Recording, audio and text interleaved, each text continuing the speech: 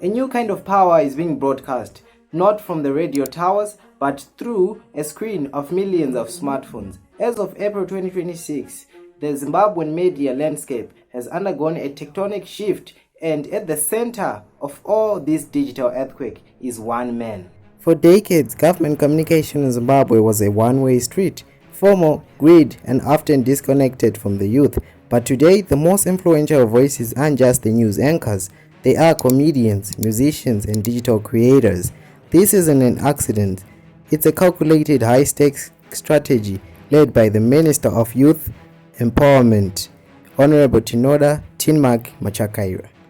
From gifting luxury cars to media personalities, to appearing on the global stage at the Zimfest, and his legacy printed on the shirts of one of the best football clubs in the country, he has done what no politician before could. But who's behind the Tinmak empire, and how did a carpenter from Wedza become the architect of Zimbabwe's new media age? Today you are investigating how Tino Machakaira changed Zimbabwe's media forever. J. Ziminov's documentaries. Born on October the 4th, 1981 in Bulawayo, Tinoda Machakaira's story doesn't begin in the parliament. It begins with the grit of a young man who knew that if he wanted to lead, he first had to build. His early education took him from Lala Bezulu Primary School in Bulawayo to the rural heartlands of Wedza, attending Makanda and St. Mary's Secondary School. It was here in the dust of Wedza South that his connections to the common struggle was forced.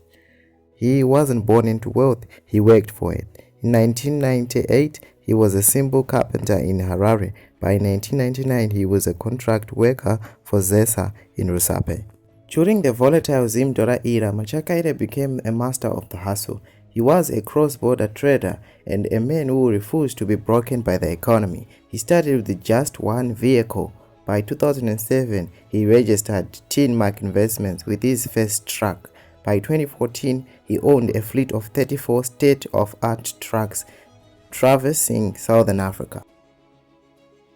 In 2018, the businessman officially became a statesman, winning the seat for Wedza South.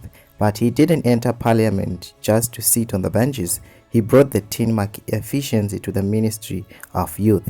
As the Deputy Minister of Youth, Sports, Arts and Recreation, and eventually the Minister of Youth Empowerment in September 2023, Machakaira realized something his predecessors missed.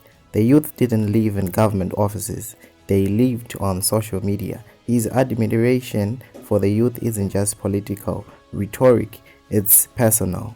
He saw the true currency of the 21st century, which wasn't USD or ZIG, it was influence. He began a quiet mission to empower the content creator economy, turning artists into partners in national development rather than just observers.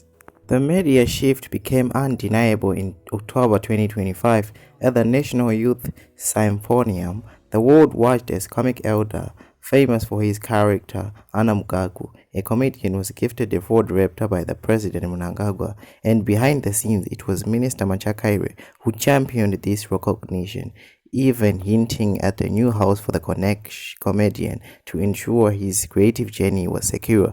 But it wasn't just comic elder, it was notable names like Firstborns or great men and other musicians and comedians have seen the Tinmak effect, receiving support that changed their lives overnight. By providing necessity to creators, artists, Machakaira essentially deputized the digital world.